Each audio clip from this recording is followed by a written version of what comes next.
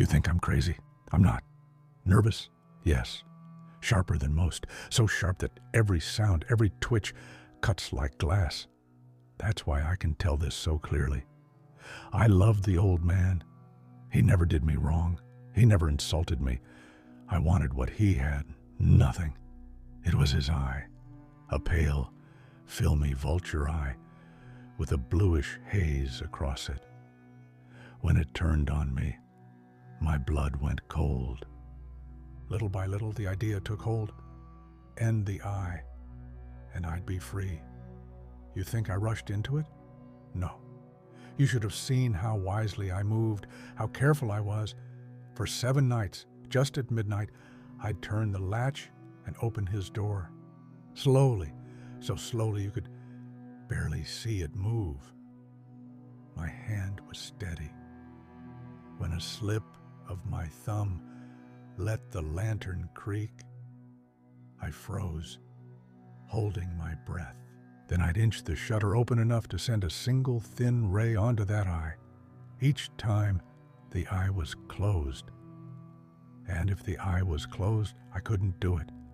It wasn't the old man I hated, it was his eye. Every morning, I greeted him warmly, asking about his night. He had no idea. He sat there with his gentle face and that awful eye. And I smiled and chatted like a saint. On the 8th night, I was more careful than ever. The clock had never sounded so soft as it did at midnight. I slipped in. My hand was steady, my heart strangely light. I could barely keep from laughing at how clever I was. He was there, his bed in the darkness. I pushed the shutter just a fraction, and my thumb slipped on the metal. The old man sprang up in bed and cried out, "Who's there?" I didn't move. I didn't breathe for a whole hour. He sat up, listening, terrified. I knew exactly how he felt. I had felt it myself, many nights. That sense that a shadow is in the room with you, the weight of it, the hush, the dread that makes your skin prickle. It was the death that stalks in the dark. I pitied him, even as I waited. I opened the lantern just enough. A thread of light slid across the bed, then found the eye. Open, wide open.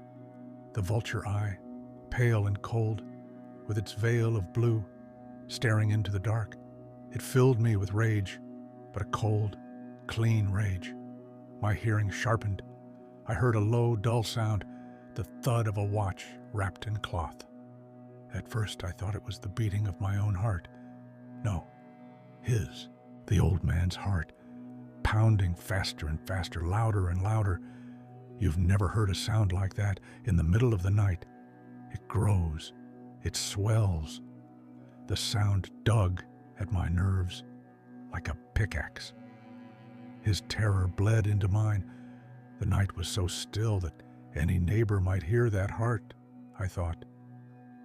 The time had come. I threw open the lantern and rushed in. He screamed once. Only once. I dragged him to the floor, pulled the heavy bed over him, and held it there. The beating went on for a while, muffled, struggling. Then the sound slowed, stopped. He was dead. The eye would trouble me no more. If you still think I'm mad, listen to how calmly I cleaned up.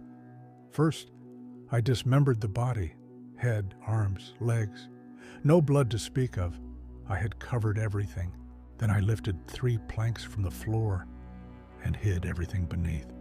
I replaced the boards so neatly that no human eye, no normal human eye, could have guessed anything was wrong.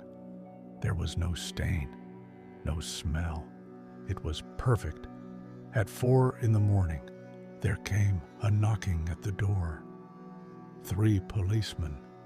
A neighbor had heard a scream in the night. I smiled. What had I to fear?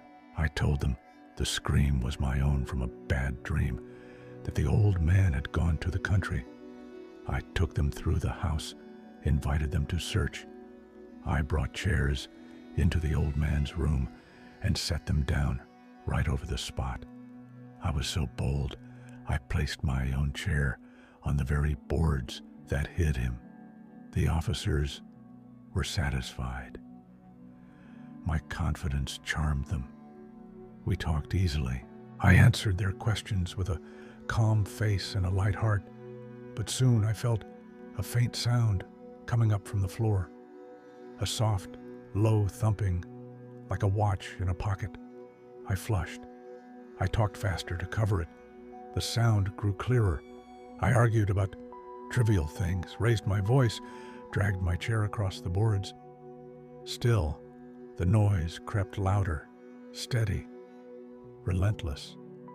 I paced the room, stamping my feet. The officers smiled and chatted. They didn't notice. Could they not hear? Almighty God, could they not hear? I spoke even louder. I shouted. I cursed. I swung my chair and scraped it over the planks. The sound rose, beating, louder, louder, louder. I gasped for air. I raved. I accused the officers of mocking me, of pretending not to hear. Was this some cruel joke? I couldn't bear it another second. Yes, I screamed. Yes, I did it. Tear up the planks. Here. It's the beating of his hideous heart.